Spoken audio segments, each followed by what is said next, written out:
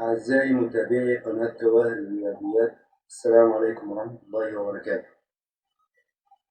موضوعنا اليوم هيتكلم عن التطبيقات الفيزيائية للتكامل، وهنبدأ مع بعض في دراسة حركة المقذوفات. أول شيء نبدأ نتكلم على تطبيقات التكامل في علم الفيزياء،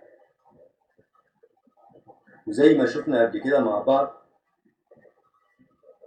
أن عملية الاشتقاق للإزاحة بالنسبة للزمن هي السرعة، واشتقاق السرعة بالنسبة للزمن هي العجلة أو التسارع.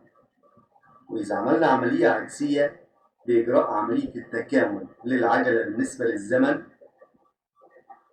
بيعطينا السرعة، وتكامل السرعة بالنسبة للزمن هو الإزاحة.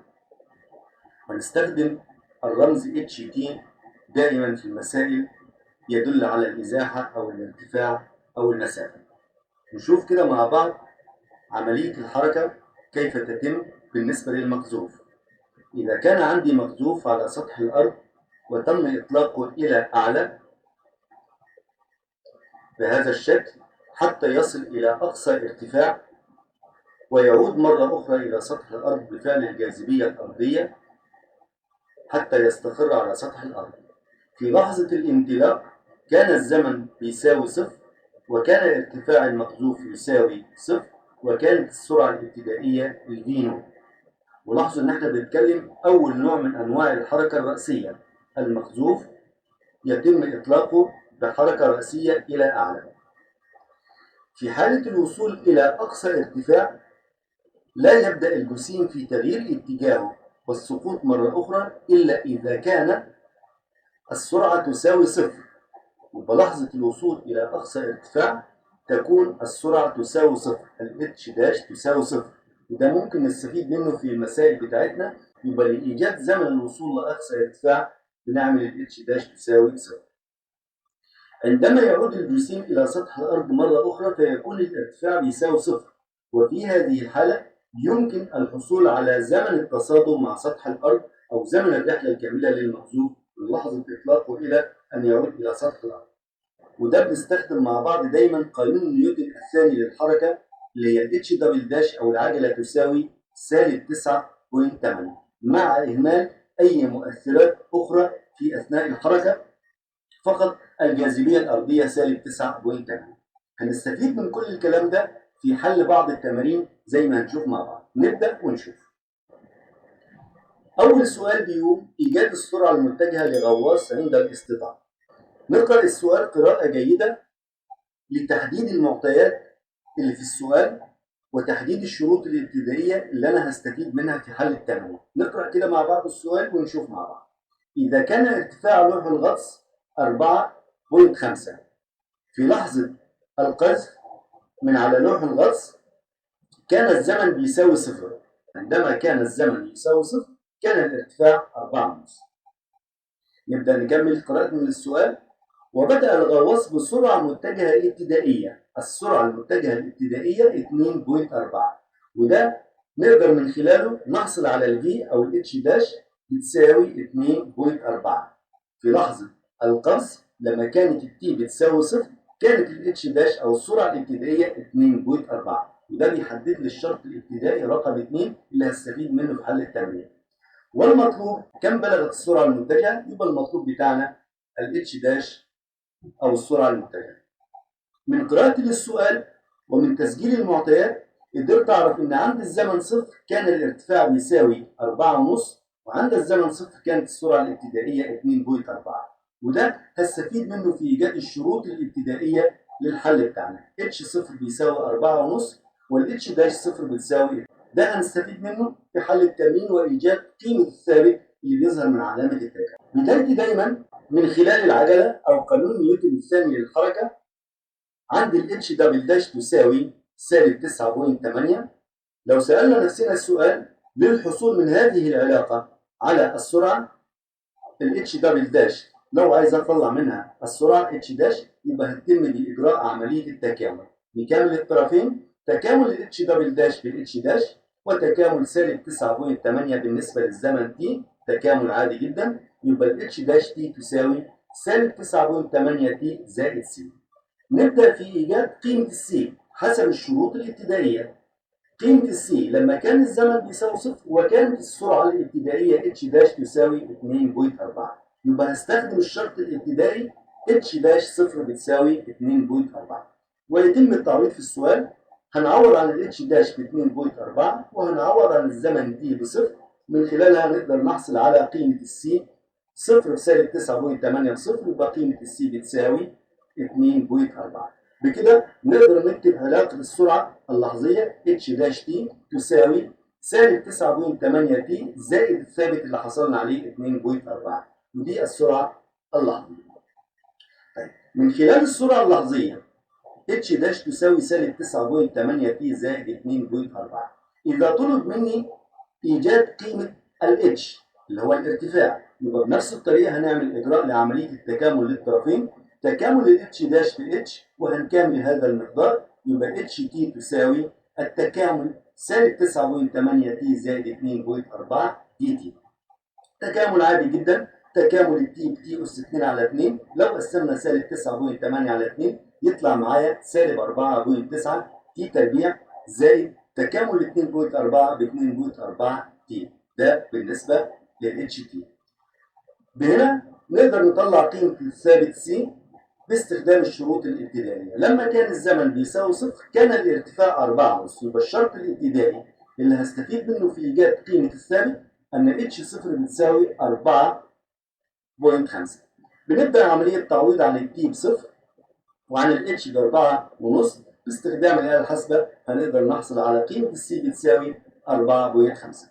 نكتب علاقة الارتفاع اتش تي تساوي سالب 4.9 تي تربيع زائد 2.4 تي زائد 4 تي، يبقى قدرنا نحصل على علاقة الاتش داش السرعة اللحظية والارتفاع اتش تي. نبدأ مع بعض نشوف كيف يتم إيجاد زمن تصادم الغواص بالماء. في لحظة تصادم الغواص بسطح الماء بيبقى الارتفاع بيساوي صفر، يبقى ناخد العلاقة بتاعتنا اتش تي ونساويها بالصفر، يبقى هنا الاتش تي تساوي صفر، وباستخدام الحاسبة وباستخدام مود 5-3 نقدر نحصل على قيمة الزمن تي وهو زمن تصادم الغواص بالماء. هتطلع معانا قيمة التي باستخدام الآلة الحاسبة 1.2 وسالب 0.7. معروف ان انا بتكلم عن زمن، يبقى الاجابات السالبه مرفوضه، يبقى اي اجابه سالبه مرفوضه، يبقى الزمن الاصطدام تي بتساوي 1.2. باستخدام زمن التصادم يمكن ايجاد السرعه المتجهه للغواص عند الاصطدام. السرعه المتجهه اللي هي اتش داش عند الاصطدام يعني عند الزمن بيساوي 1.2. نبدا نعوض في هذه العلاقه لايجاد السرعه المتجهه للغواص. الاتش داش بتساوي نعوض عن التي ب 1.2 وباستخدام الآلة الحاسبة يطلع معايا سالب 9.36. الإشارة السالبة تدل على اتجاه الغواص لأسفل. بكده قدرنا ننهي السؤال ونطلع المطلوب، ولكن أهم شيء قراءة السؤال قراءة جيدة، تحديد الشروط الابتدائية للاستفادة منها في إيجاد الثوابت للتكامل. نبدأ بقانون نيوتن للحركة. نشوف سؤال تاني. سؤالنا بيتكلم على معادلة الحركة الرأسية. احنا في أول حركة اللي هي الحركة الرأسية. نقرأ السؤال ونبدأ نسجل بياناتنا على الرسم. تم قذف كرة للأعلى بشكل مستقيم من الأرض. يبقى أولا عملية القذف تمت من الأرض، يبقى كان الزمن بيساوي صفر والارتفاع بيساوي صفر. ده أول شيء، يبقى أول شرط ابتدائي اتش صفر بتساوي صفر. الزمن كان بيساوي صفر لما كان الارتفاع بصفر. والسرعة الابتدائية اللي تم بها القذف كانت 19.6، يبقى عند الزمن صفر كان السرعة 9.6، وبالتالي نقدر نحصل على الشرط الثاني اتش داش صفر بيساوي 19.6 في لحظة قذف الكرة. طبعا بنتجاهل مقاومة الهواء، يبقى اللي بيأثر فينا الشيء الوحيد اللي بيأثر في عملية القذف هي الجاذبية الأرضية. والمطلوب إيجاد معادلة لارتفاع الكرة عند الزمن t، ده أول مطلوب، ثم تحديد القيمة العظمى للارتفاع ومقدار الزمن الذي قطعته الكرة في الهواء. أولا الكرة على سطح الأرض تم قذفها إلى أعلى. للوصول إلى أقصى ارتفاع وتعود مرة أخرى لسطح الأرض لازم السرعة تساوي صفر، ال h داش تساوي صفر حتى تصل إلى سطح الأرض مرة أخرى. بكده نقدر من خلال قراءتي للسؤال قدرت احدد الشروط الابتدائيه ان عند الزمن صفر كان الارتفاع بصفر لان الكره موجوده على سطح الارض، وعند الزمن صفر كانت السرعه الابتدائيه لقذف الكره 19.6، وباستخدام الشروط الابتدائيه هقدر احصل على ثوابت التكامل في التمرين بتاعنا. نبدا مع بعض باستخدام قانون نيوتن الثاني للتكامل، وده بدايتي في اي سؤال. العجله او التسارع الاتش دبل داش تساوي سالب 9.8 زي ما شفنا في السؤال اللي قبل كده. للحصول على الاتش داش بيتم عمليه التكامل للطرفين، يبقى تكامل الاتش دبل داش لو كملناها بيطلع لي الاتش داش، ونبدا نكامل مع بعض سالب 9.8 بالنسبه للزمن تي اللي هو هيطلع معايا سالب 9.8 تي زائد سي. اول ثابت للحصول عليه بستخدم الشروط الابتدائيه. انا عندي هنا الاتش داش، يبقى بدور على الشرط الابتدائي اللي فيه الاتش داش. لما كانت الاتش داش التي بصفر كانت الاتش داش ب 19.6، ببدا اعوض عن الاتش داش. 19.6 تساوي سالب 9.8 ضرب صفر اللي هي قيمه التي، وقيمه الاتش داش ب 19.6، وبالتالي نقدر نحصل على قيمه السي بتساوي 19.6.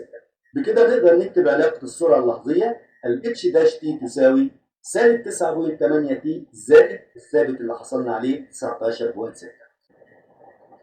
للحصول على معادلة الارتفاع زي ما شفنا مع بعض بنعمل عملية تكامل لهذا المقدار، تكامل ال H داش ب H ونكامل الطرف الآخر، يطلع معايا ال HT بتساوي سالب 4.9 تي تربيع 19.6 تي زائد الثابت الثاني.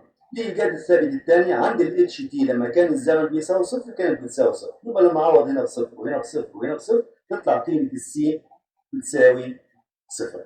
يبقى معادلة الارتفاع HT تساوي سالب 4.9 تي تربيع زائد 19.6 تي، ولو لاحظنا هنلاحظ ان ده اول مطلوب اللي هي معادلة ارتفاع الكرة.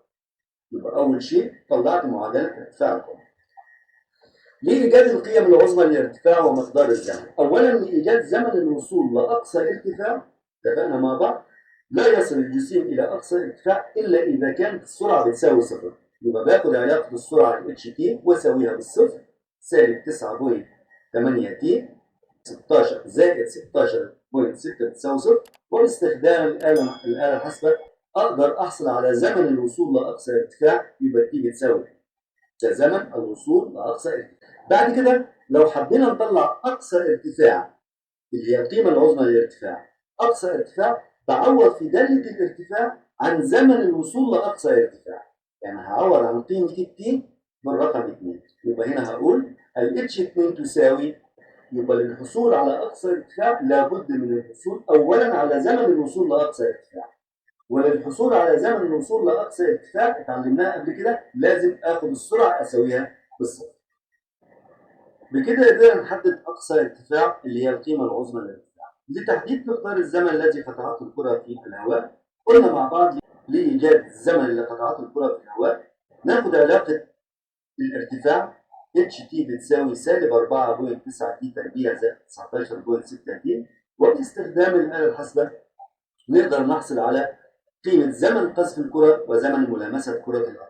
أولا لما نحل بالآلة الحاسبة يطلع عندي قيمة التي بتساوي صفر وده زمن قذف الكرة، وهتطلع عندي تي بتساوي 4 وده زمن ملامسة الكرة لسطح الأرض. بكده قدرنا مع بعض نجاوب على السؤال ونطلع مع بعض أقصى ارتفاع، زمن الوصول لأقصى ارتفاع، معادلة الارتفاع، زمن قذف الكرة، زمن ملامسة كرة الأرض.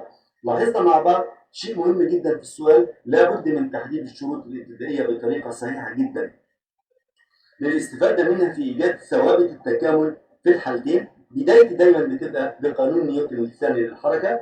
نكمل مرة للحصول على الاتش داش نستخدم الشروط الابتدائية للحصول على سي 1، نكمل مرة ثانية للحصول على الاتش ونستخدم الشروط الابتدائية للحصول على سي 2. بكده نقدر نجاوب على أي سؤال ممكن يسأل في السؤال.